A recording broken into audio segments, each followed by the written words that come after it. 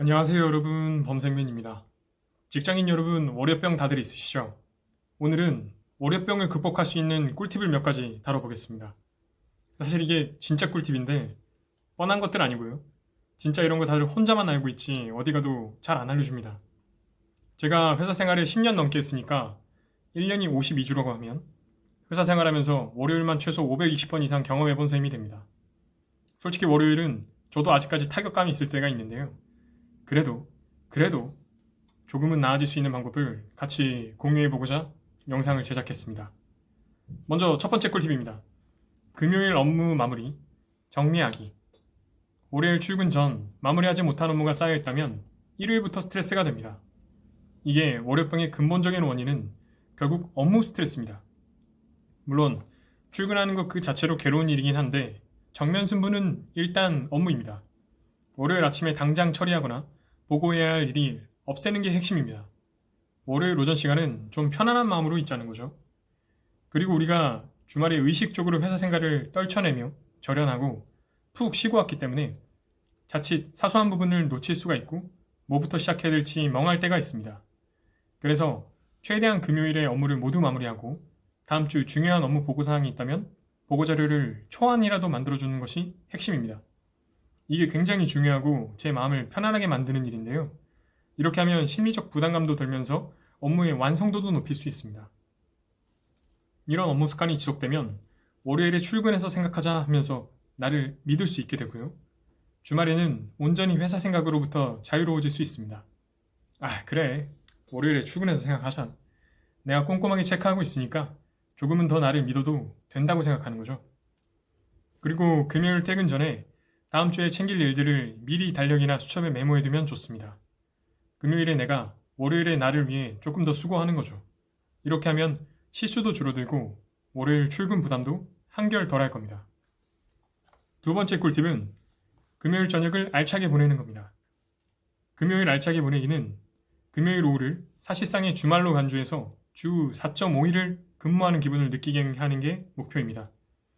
금요일 저녁을 알차게 보내서 월요일 출근쯤 생각했을 때 주말에 뭐 했지? 왜 이렇게 주말에 빨리 가는 거야? 하는 기분을 최대한 덜 느끼도록 하자는 거죠. 금요일 저녁에 사람들을 만날 수 있는 친목 모임에 가는 거 아주 좋고요. 사랑하는 연인과 저녁 식사를 하면서 데이트하는 것도 아주 좋고, 헬스장에 간다든지 러닝 크루에 들어가 러닝을 하거나 카페나 도서관에 가서 책도 보고 공부하는 것도 정말 유익한 시간 활용이라고 생각합니다. 이렇게 하면 주말을 조금은 더 알차게 보냈다는 뿌듯함이 들면서 다음 한 주도 활기차게 버틸 수 있는 원동력이 될 것 같습니다. 세 번째로는 주말 오전 시간을 활용하는 겁니다. 나만의 취미 생활을 활용하는 건데요. 여러분 다들 주말에 늦은 시간까지 늦잠 주무시지 않나요? 사실 저도 금요일 밤, 토요일 밤에는 새벽까지 놀다가 11시, 11시 반까지 잘 때도 있고 심지어 정오쯤 일어나는 때도 많았는데요. 아니 그렇다고 사실 밤까지 뭐 특별하게 하는 것도 아닙니다.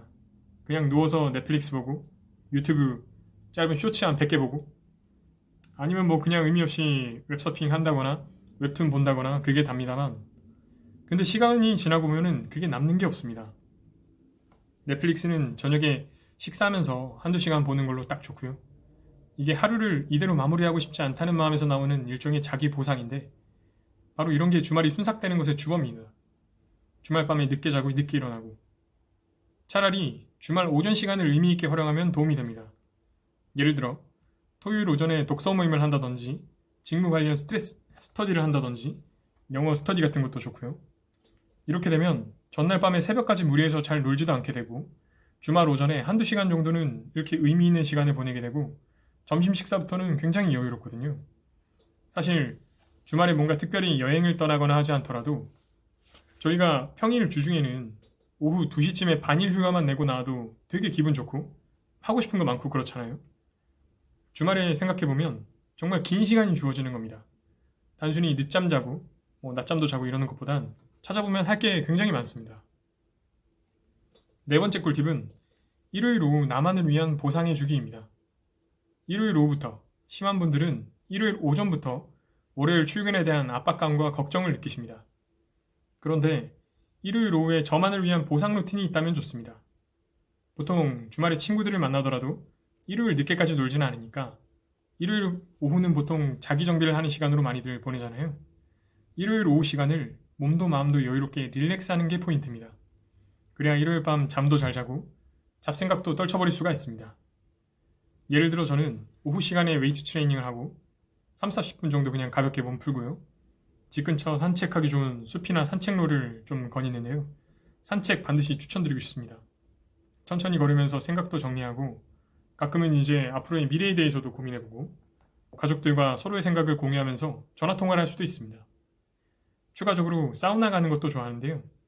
뜨끈한 탕에 몸 담그고 있으면서 반신욕하면 혈액순환을 도와 컨디션도 올라가고 자연히 기분도 좋아지실 겁니다. 또 추천드리고 싶은 일은 일기를 쓰는 겁니다. 아까 말씀드렸던 쓸데없는 잡생각이 머릿속에 온통 가득하다면 그냥 있는 그대로 그것대로 적어보는 겁니다. 그러다 보면 번뜩이는 해결책이 떠오를 수도 있고 아이디어가 떠오를 수도 있고요. 스스로 자기 객관화를 하면서 정답을 찾아볼 수도 있습니다. 내 마음의 귀를 기울이는 일종의 자기 객관화 작업인 거죠.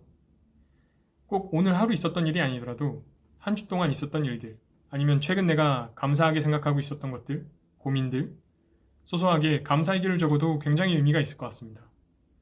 이게 단순히 그날의 감정을 나아지게 해주는 것뿐만 아니라 다음 한 주가 쌓여서 시각적으로 이게 두툼해지면 이게 그만큼 또 뿌듯한 게 없습니다.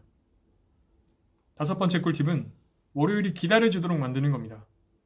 월요일 점심에 제가 정말 편한 직장 친구와 식사 약속을 잡고 목요일이나 금요일에 택배를 시켜가지고 월요일에 회사로 도착하게끔 한다든지 월요일을 조금은 더 특별한 날로 만들면 월요일이 기다려지기 때문에 조금이나마 도움이 됩니다. 생각보다 이 월요일 점심시간이 굉장히 중요한데 가급적 혼밥하지 마시고요.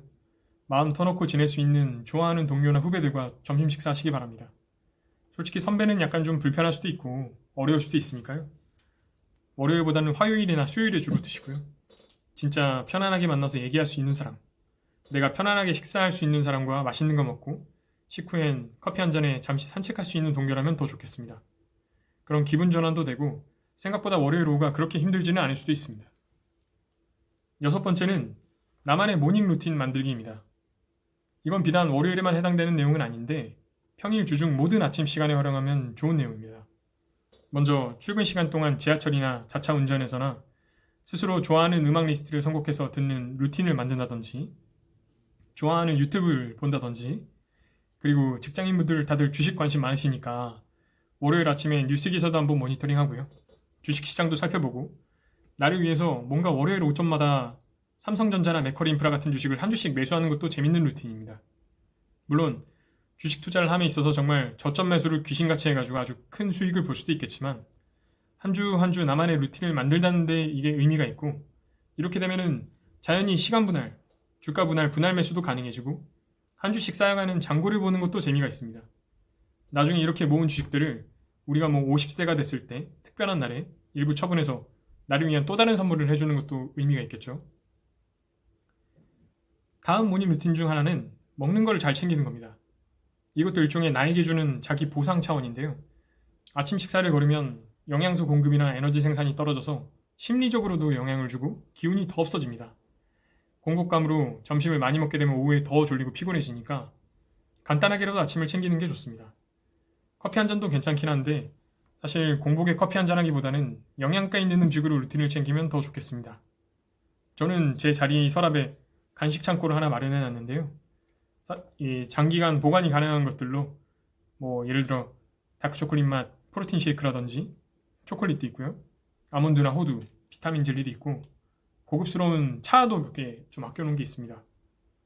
이 아침 식사 챙기기 어려울 때 프로틴 쉐이크는 훌륭한 식사 대용도 되고 자기 관리하는 것 같아서 좀 뿌듯하기도 하고요. 어차피 성분 자체가 이게 분리유청 단백이기 때문에 맛도 완전히 초코우유 맛이에요.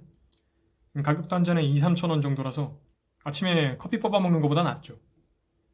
사실 양질의 단백질과 지방질을 보충할 수 있는 견과류도 챙겨줍니다.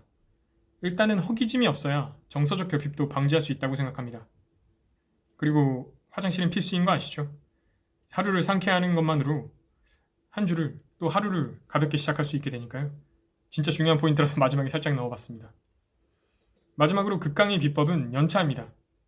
사실 일주일 중 월요일 연차가 진짜 개꿀인데요. 원래 우리가 휴가도 휴간 날보다 그 전에 언제부터 휴가네. 휴가 가서 뭐 하지? 휴가 가서 이것도 하고 저것도 해야지. 이렇게 생각할 때가 개꿀입니다. 제가 월요일 극복 꿀팁을 금요일 업무 시간부터 금요일 저녁, 주말 오전, 월요일 모닝 루틴까지 말씀을 드렸는데 월요일 연차를 쓴다면 이 모든 게 싹 다 해결됩니다.